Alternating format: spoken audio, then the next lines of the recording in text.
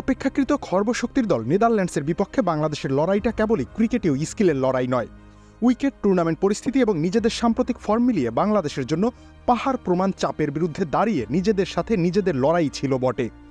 তবে একজনের জন্য এই লড়াই ছিল ব্যক্তিগত মর্যাদা রক্ষার লড়াই। তিনি সাকিব আল হাসান। 3 ঘন্টার স্নায়ুক্ষয়ী লড়াই শেষে জিতলেন সাকিব আর বাংলাদেশি।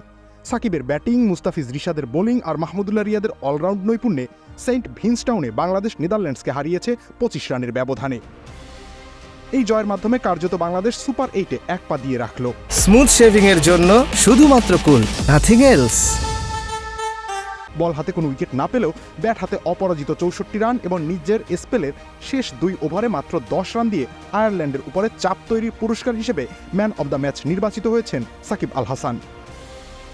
এই ম্যাচে ম্যাচ সেরা হওয়ার মাধ্যমে আন্তর্জাতিক ক্রিকেটে সাকিব আল হাসান মোট 45 বার ম্যাচ সেরার পুরস্কার জিতলেন। তার সামনে এখন কেবল সচিন টেন্ডুলকার, বিরাট কোহলি, সনাথ জয়াসুরিয়া, জ্যাক ক্যালিস, কুমারা সাঙ্গাকারা এবং রিকি পন্টিংয়ের মতো 6টি ওজনদার নাম।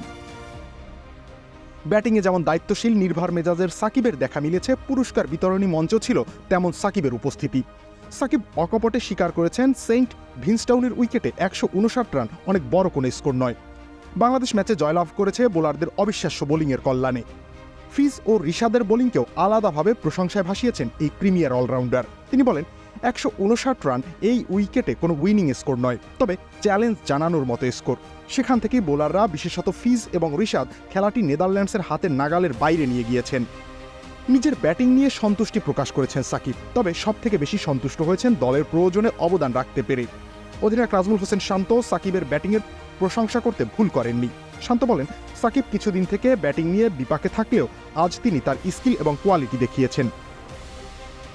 রবিউল ইসলাম রনি, খেলা 71।